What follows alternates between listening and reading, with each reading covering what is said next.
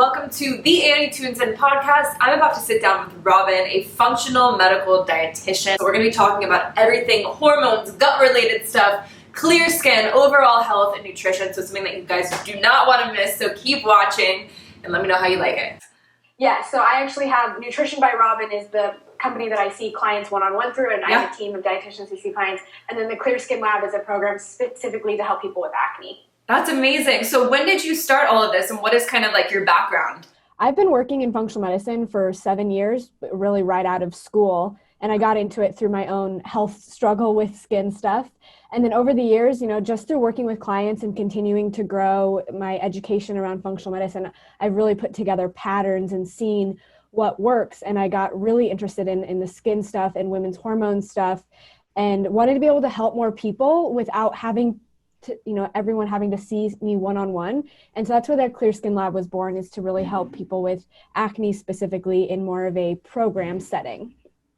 So do you look at first kind of the individual's lifestyle and their nutrition before anything else? What is like kind of your process when assessing someone with, hormone issues or skin issues? Yeah. So in one-on-one, I joke that we ask way too much about your life. It's really whatever we can get, all the way back to birth, whenever your symptoms started. We're just trying to gather as much information as we can about everything about you, from the stressors, sleep quality, movement, obviously food and nutrition. And that's really functional medicine, is putting together everything about a whole person. And then we look more at systems biology and, focusing on maybe labs and kind of using other tools to put together a plan. But the initial appointment is asking everything about someone. Okay, so because I've actually dealt with a ton of skin issues in the past, just acne and things like that. So what would you say, because I've always focused on, okay, I need to take these vitamins, I need to eat these types of foods to clear it up, and nothing was working. So what would you say is the best thing for someone with skin issues to kind of start focusing on? First thing is we have to step back and start asking questions to maybe understand what is driving your skin issues. And I don't know if yours is acne or rashes or something specific, but not everyone with acne has the same root cause. Not everyone with eczema or psoriasis has the same root cause. And this is where it gets challenging and sometimes overwhelming for people if you're just on the internet, because you find one article that says remove dairy. You find another article says that no, it's eggs. You find another article that says it's not food, it's stress. And it just gets so complicated, right? Yeah. And so really my approach is to figure out what's driving it for that person. And that's where the right questions, right assessment, the right labs come into play. But if I were to say, big categories, obviously nutrition, because if we're feeding ourselves with inflammatory foods, that can drive it. Gut health, liver health, those are some of the big ones that, if not working right, are going to drive skin issues. Yeah, and we hear a lot about gut health and, if a leaky gut and things like this can cause a ton of problems. So what does this actually mean? How can the gut affect, your daily life, how you look and feel? Well, the gut is where majority of our immune system lies, and that connection is through the lymphatic system. So, which doesn't get talked about a lot in conventional medicine, but the lymphatic system has a big role with your skin. It actually is located just below your skin. So if you just even rub your skin lightly, that's affecting the lymphatic. If you've heard of dry brushing, that's a big thing with the lymph. So most of your lymphatic system is actually in your gut. That's where it's congested, I would say. So if you have gut issues, like you're constipated, or you have some sluggish movement, or you're inflamed, maybe that's from food, maybe that's from imbalanced nutrients, maybe that's from infections of some sort. If you're inflamed at all, that is impacting the gut, which is then impacting the lymphatic system, which is right by the skin. So this is kind of how those things are connected. And in order to support the problem, you have to reverse, and address the root cause. But the gut is such a foundational part of every aspect of health. And I'm glad it's getting more attention. But at the same time, I think sometimes, again, on the internet, it can be oversimplified. And, I've seen articles like, you just need to take glutamine, or you just need to take a probiotic. And right. I wish it was that simple. I so wish it was that simple. But for some people, there's just a lot more that needs to be done to truly support that gut environment. Yeah, and I'm for one fell into that, early on where I was spending so much money on like probiotics and the ones that are, just refrigerated and different other just types of probiotics. So I was like, this is going to help. Maybe I need a different kind. So looking at, anti-inflammatory foods and looking at food as the first thing, what would you say are some things to eliminate and some things to make sure you keep in your diet, looking at that first, to help kind of cure that gut issue? Yeah. Well, first I want to answer that probiotic comment because there's a lot of marketing out there, right? And even the comment about the refrigeration piece. Yes. If we think about how bacteria works, if a bacteria has to stay cold to stay alive, the moment you put it into your body that's 98.6 degrees, ideally, it's not surviving, and it's certainly not surviving the stomach acid. So that's just such a marketing ploy. I really like spore-based probiotics. There's actually some really good research around spore-based probiotics and acne specifically. So yeah, I mean, that's just another thing you kind of have to put your skeptic hat on with so much these days. Interesting. Yeah. Yeah. But with your question around food, so yes, there might be some foods that someone needs to remove, but I wouldn't start there. Okay. I would start with trying to optimize that gut environment and focus what you're putting in. And one of the first things is actually minerals, which we should be getting through good quality water and nutrient dense foods, but because our soil is so depleted and we're all so chronically stressed that we're burning through minerals, that's really foundational. And so that can be through making a good mineral, I call it a mineral mocktail drink once a day, putting some good things in your water so that you're adding nutrients, because these minerals help make stomach acid, which really starts that digestive process outside of chewing. So focusing on minerals, that's like good potassium, sodium, magnesium. These are some good things to get in the diet, and you can even put some powders and stuff in water. And then other foods would be things like prebiotic foods. So really fruits and veggies are the main source of this. Making sure you're getting good fiber. You can focus on some probiotic foods if you tolerate them. That depends on the person's palate. But instead of focusing so much on don't eat this, build that gut environment so that it has what it needs to actually support your digestive system. And those are some of the good foundational things. So do you think, because a lot of people now are so into taking, reds and greens supplements as to try to get their, those nutrients in, do you think it's, better to eat that solid whole food, or do you think it's good to still incorporate, some sort of powder to help you get those nutrients in, or different vitamins that you can take, or do you think you should get it mostly from your food? I think the food foundation needs to be set. So I always say supplements are supplemental to a good foundation. So if you're eating crap food and then taking greens juice, I kind of I don't want to say there's no point, but focus your attention on something else and building those habits around good food first. But there is definitely a time and a place for bringing in extra support. I mean, like I said, with minerals, there's just some things that in today's world, in today's food, are just harder to get in food alone. And so there are definitely things that I utilize in practice and with myself that are in a supplement version, but that's not what I would recommend first. Okay, so looking at the food first and kind of just getting those. Okay, and then also the water brings me back to the water, because a lot of people are at the gas station, they're like, I'm gonna grab this, and they don't want to spend the extra on the mineral water, the pH balanced water. Do you think it's worth it to spend those extra couple bucks to get that mineral water? I would say not necessarily if you're looking at just one purchase one time. What's going to move the needle more is on a daily basis if you're making sure that you're getting adequate potassium, sodium, magnesium. And so you can do that. There's some really great powders, great magnesium glycinate powders that you can put right in water. There's a great, you could use coconut water or coconut water powder. There's some really great brands that have great flavors. Obviously, you could just do coconut water. There's good mineralized salt, like Redmond's Real Salt or Celtic salt, and you can put these things in water but this should be a practice that's like a daily thing.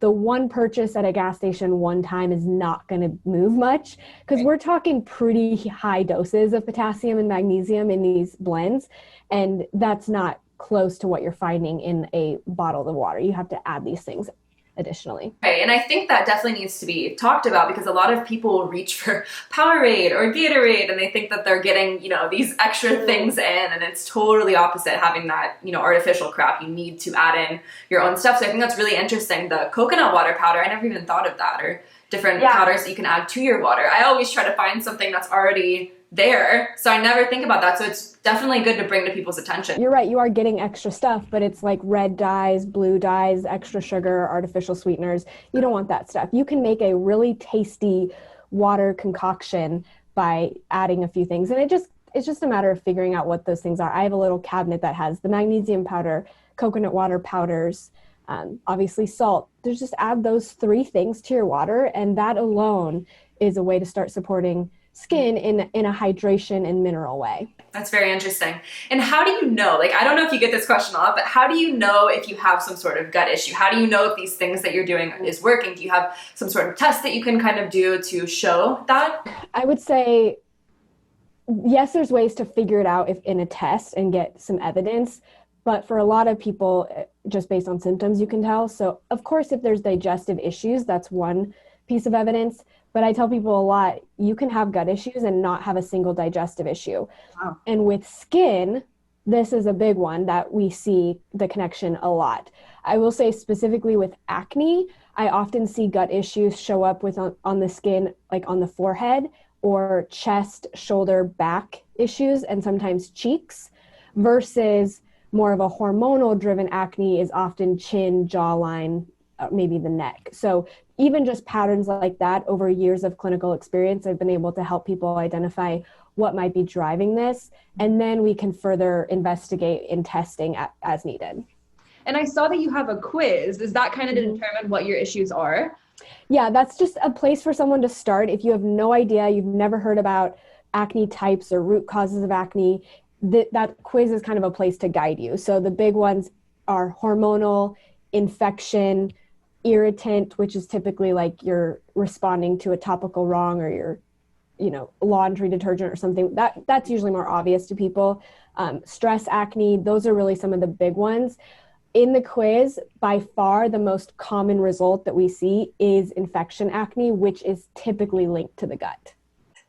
It's interesting you talking about household items and laundry detergents, because people do not think about that. So would you recommend getting a natural laundry detergent to clean your pillowcases and sheets with and stuff like that? It doesn't even have to be natural. It comes down to, are you almost allergic to something? And usually this is something people have typically figured out before they get to me, because, maybe they're having acne on one side of their face that they sleep on, or it's around something where it touches them a lot. Like if they use headphones and it touches their side of their ear a lot. Usually they see the patterns more often that way. So the irritant stuff is usually stuff people have figured out, but we cover it at least just in case you're not aware of those things. Right. No, I think that's really interesting to be able to share that, because people do not think about that when they're kind of washing their regular clothes. They're like, oh, I wouldn't think about that. So I actually went and bought a silk pillowcase, and that helped a little bit because they have a separate cleaner that you use for that. And it was something that I had never thought about. And I'm like, $80 for a silk pillowcase, but it really worked. I mean, it helped a ton. Well, and you also have to think, this may sound gross, but if you're drooling at all at night and you have bacteria in your mouth that might be coming from the gut, if that is on your pillowcase and then touching your face, I mean, this is again a relationship to consider. We have bacteria all over our whole body, but the gut sets the stage for the bacteria that is going to occur anywhere else. So typically when we see people that they can only keep their skin clear with topical antibiotics or oral antibiotics, that's a sign that we need to look at the gut bacteria and or the skin bacteria, because there's this whole microorganism environment on the skin as well.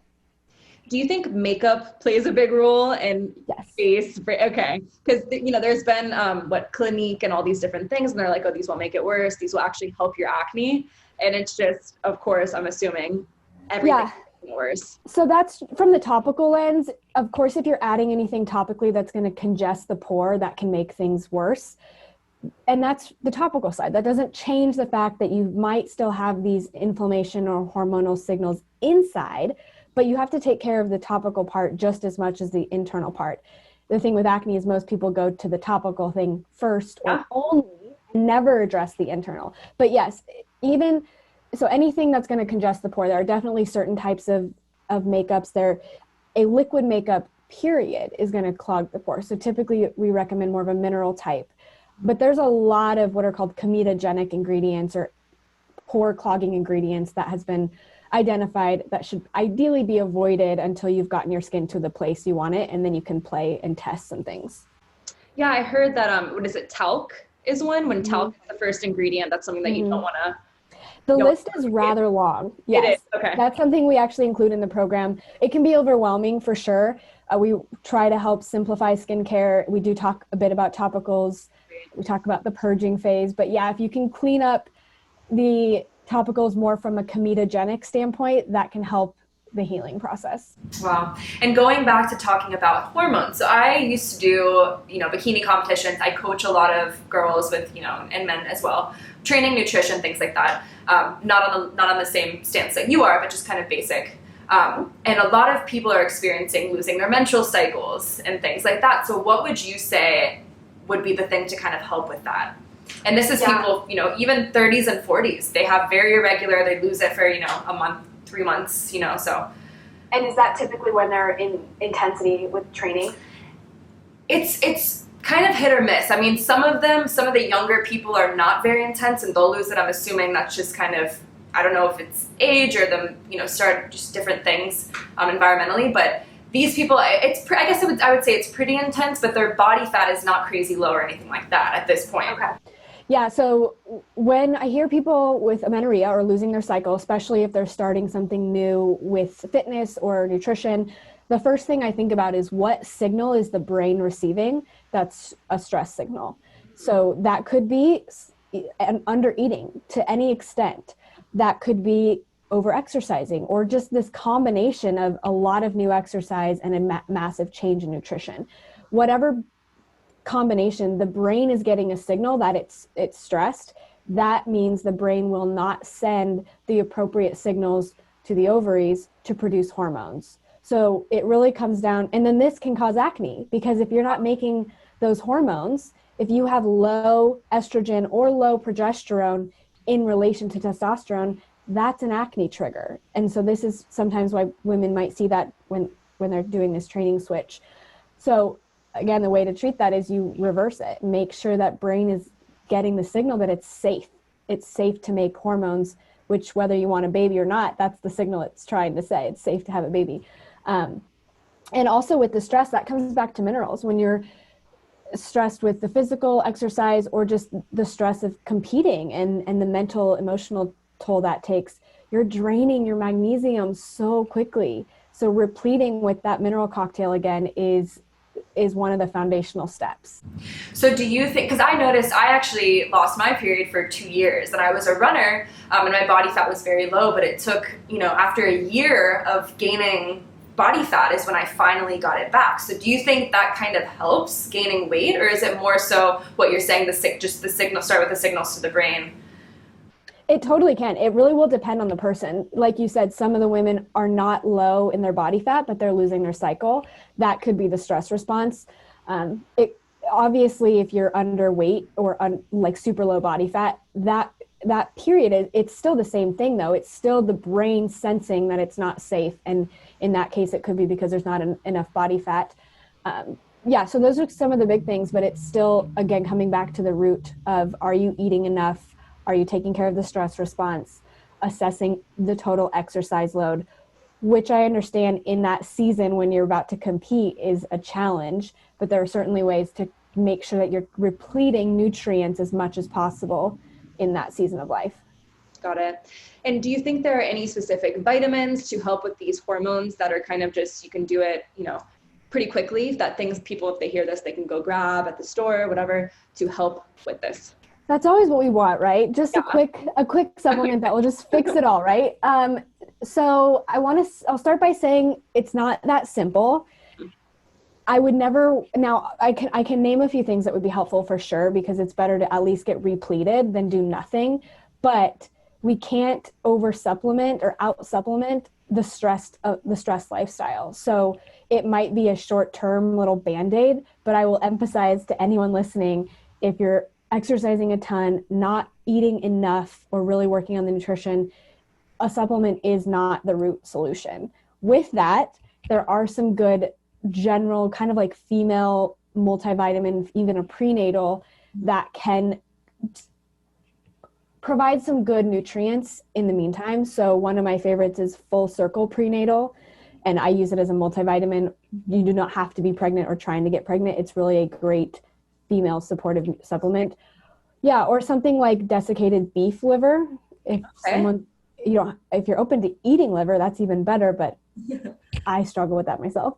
So desiccated, it's desiccated beef liver is a very nutrient rich. I mean, it's a food. Liver is a food if we are open to it. It's very nutrient dense, so that can be a good tool too. That's amazing. Okay. That's amazing. Okay, cool. Well, it's really helpful to know, because a lot of people are like, okay, what can I go get right now? And I think it's very, very, very important, like what you're saying, that it's never a quick fix. It's the same thing as, working out. You can't lose weight, all the weight that you want in a week. I mean, it takes time. So I guess it's the same. You can't go to the gym once and be ready for a bikini competition. Like, it's the same. I know I have to, that's the most common question I get in DMs is, what supplement can I take for this? Yeah. And that will never stop, because we live in a society where we want quick fixes, but it just doesn't work that way. And you think so, going back to me as well with the skin stuff. So I went to the dermatologist, they gave me all this topical stuff. It never really worked, honestly. Mm-hmm. I've gotten chemical peels. I mean, all this stuff. So it's all seems like it's coming from within, and the topical stuff, should that come second? All of the chemical peels and all these types of things. They should go together. So the topical stuff, I don't want to dismiss the importance of that, because again, if you have a congested pore, you have to pull that gunk out, and that has to be through the skin. So the right type of chemical peel, taking care of the skin barrier with the right topicals, taking care of the skin pH with the right topicals, proper exfoliation, all of those things are important to keep that pore from being congested. That's the topical side.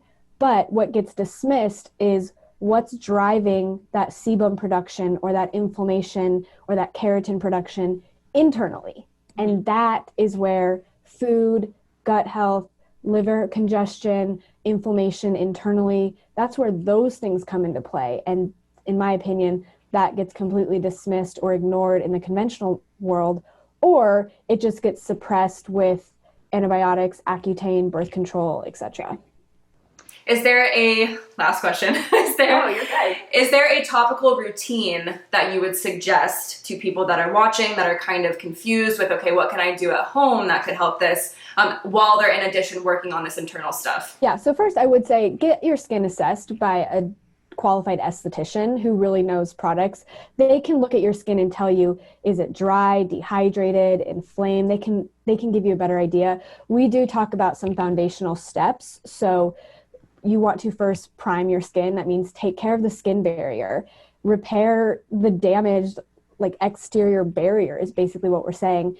And we recommend, good gentle cleansing, oils. I know that's controversial, but part of what's going on in the hair follicle of the skin is a dehydrated or oil deficient, ceramide deficient follicle. So using oils topically can help. You will go through a purging phase. That's the part people get frustrated with. I think their skin's getting worse, but sometimes that's actually necessary.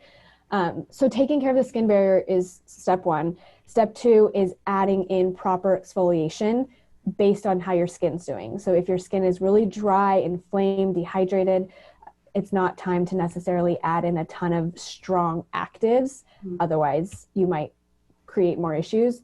So I know I'm briefly going over the stages, but you prime the skin, you will purge with exfoliation or oils, and then working on more of a maintenance plan that would be long-term. Got it. Well, thank you so much. All these tips are so helpful. And so where can they find you to check out all of your stuff and what you offer?